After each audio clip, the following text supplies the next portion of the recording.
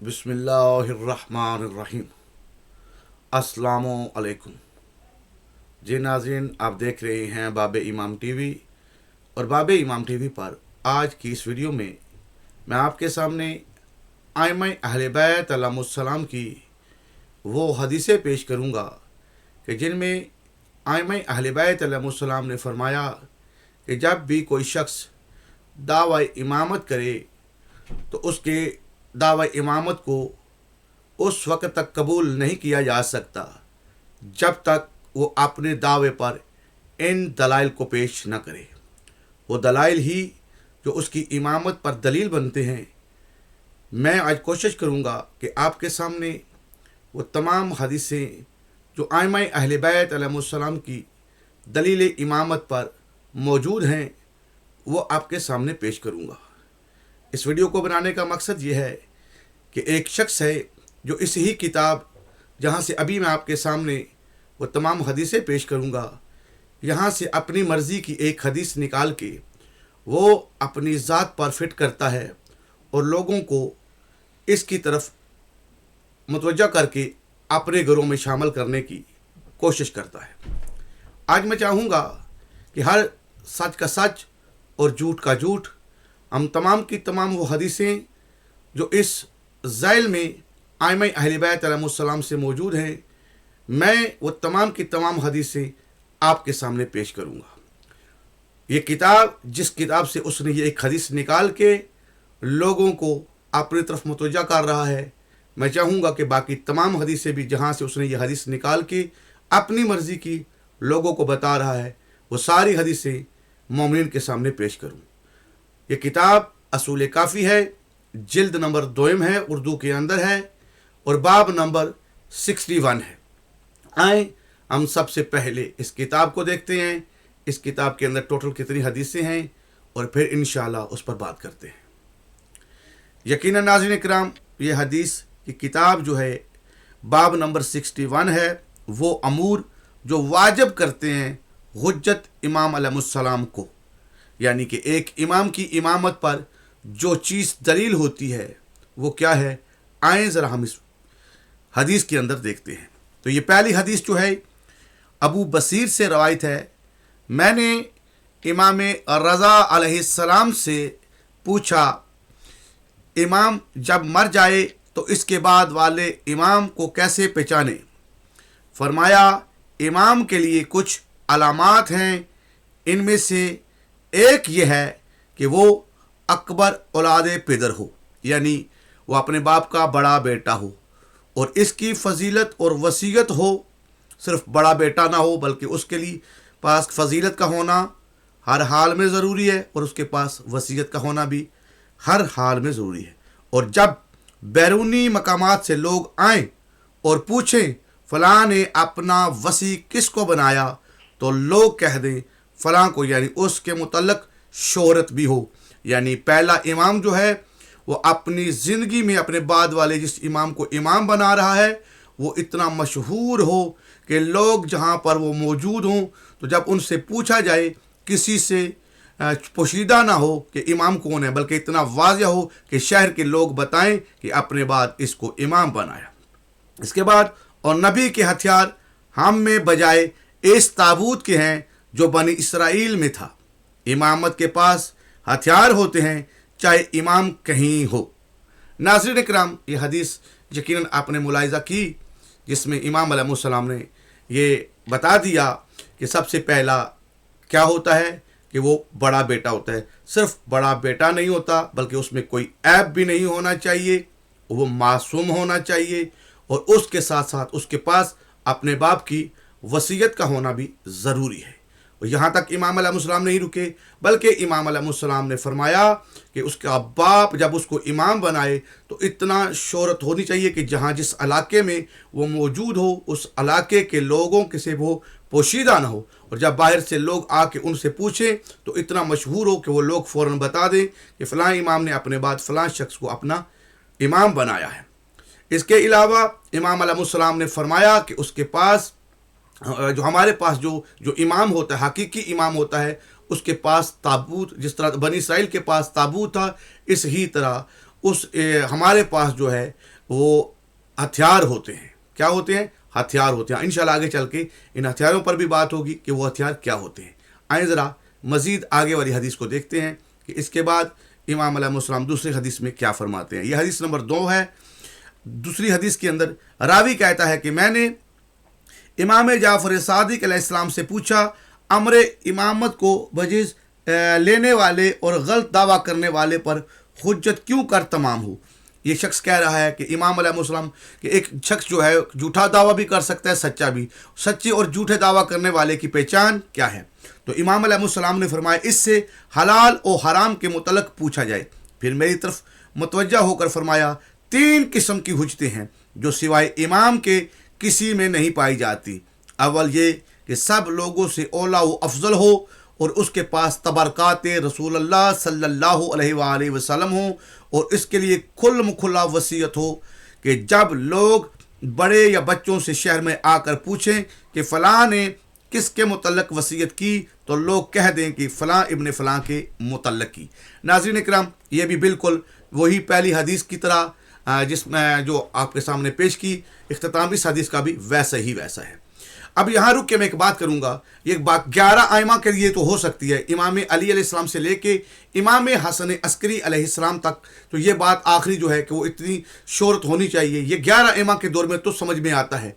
12वें इमाम अलैहिस्सलाम की तो शुरू में ही गैबत थी और लोगों से पोशीदा रखा गया था। अब इन दलाइल को 12वें इमाम अलैहिस्सलाम पर सिफ़ात पर दलाइल पर पेश नहीं किया जा सकता। हम इसलिए यहाँ रुक के मैं ये वजाहत कर रहा हूँ ताकि हम आगे चलेंगे तो हमारे लिए ये बात समझना बहुत आसान हो जाएगी कि यानी इमाम अली अलैहिस्सलाम ने अपने बाद इमाम हसन अलैहिस्सलाम को इमाम बनाया, और इस शोहरत का होना हर हाल में ज़रूरी है। क्यों कि इमाम हसन अलैहिस्सलाम ने दुनिया में आते ही गैब नहीं होना था।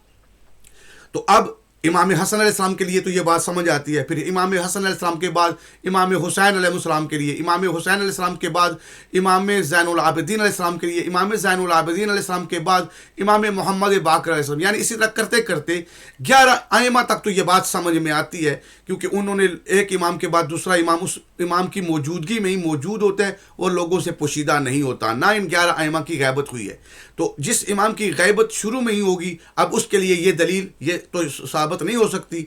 लिहाजा आगे चल के हम देखते हैं कि इसके 12वें इमाम अलैहिस्सलाम के ज़ैल में आगे हमको क्या मिलेगा। आइए ज़रा मज़ीद आगे चलते हैं। ये 3 नंबर हदीस को देखते हैं। ये हदीस नंबर 3 है, अली बिन इब्राहिम से है। फरमाया इमाम जाफ़र सादिक अलैहिस्सलाम ने कि किसी ने इनसे पूछा, मार्फत इमाम किस शय से होती है? फरमाया ज़हरी वसीयत और फजीलत से। कोई इमाम को मुँह शिकन और शर्मगाह का ताना नहीं दे सकता कि वो झूठा है, माल हराम खाता है, कि जना का मुर्तकब होता है। नाज़रीन इकराम, ये हदीस भी यकीनन आप देख रहे हैं। इसमें क्या है कि इमाम अलैहिस्सलाम ने क्या चीज़ बताई है कि वो उसके पास ज़ाहिरी वसीयत और फजीलत का होना हर हाल में ज़रूरी है। कोई इमाम को मुँह शिकन और शर्मगाह का ताना नहीं दे सकता कि वो झूठा है। और आखिर में इमाम अलैहिस्सलाम ने क्या फरमाया? माले हराम नहीं खाता और जना का मुर्तकिब नहीं होता। नाज़रीन इकराम, यहाँ तक आपने देखा, और जो शख्स इन हदीसों को लेके अपनी ज़ात पर दलील बना रहा है वो माले हराम भी खा रहा है। हम बहुत से लोगों को जानते हैं कि जिनके पास था ही माले हराम, और उन्होंने अपना वो माले हराम उस शख्स को दिया और उसने वो कबूल किया। अब उसका कबूल करने इस बात की दलील बन गई है कि वो इस सिफ्त में शामिल नहीं हो सकता। अब आगे चलते हैं, हम इंशाल्लाह आगे चल के मज़ीद हदीसें देखते हैं कि आगे क्या मिलता है। उसकी तरह एक हदीस सिर्फ नहीं लेनी। ये 4 नंबर हदीस को देखें। रावी कहता है कि मैंने इमाम मोहम्मद बाकर अलैहिस्सलाम से पूछा, इमाम की इलामत क्या है? फरमाया अव्वल ये कि ताहिर अलवलादत हो, दूसरे अच्छे माहौल में नशो नमा हो, तीसरे लव लाभ से इसका ताल्लुक ना हो। नाज़रीन इकराम, ये हदीस भी आपने देख ली यकीनन। अब आगे चलते हैं, आगे चल के देखते हैं 5 नंबर हदीस।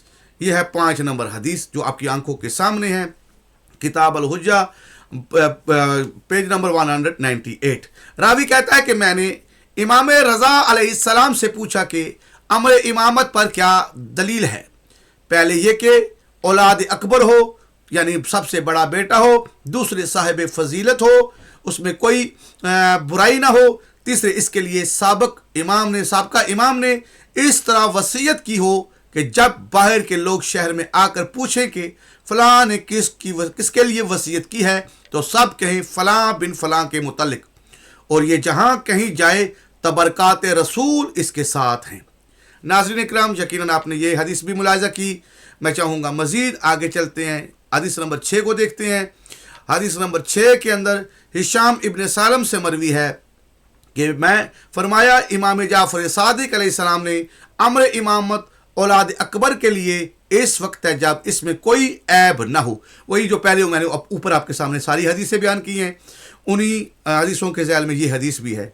अब आ जाती है, ये हदीस है हदीस नंबर 7। नाज़रीन इकराम, ये हदीस मैं जिसकी बुनियाद पर आपके सामने ये वीडियो बना रहा हूँ, बाकी हदीसों में एक दूसरे के साथ अक्सर मिल रही हैं, और उन लोगों ने इन तमाम हदीसों में से सिर्फ एक हदीस लेके लोगों के सामने दलील पेश कर रहे हैं।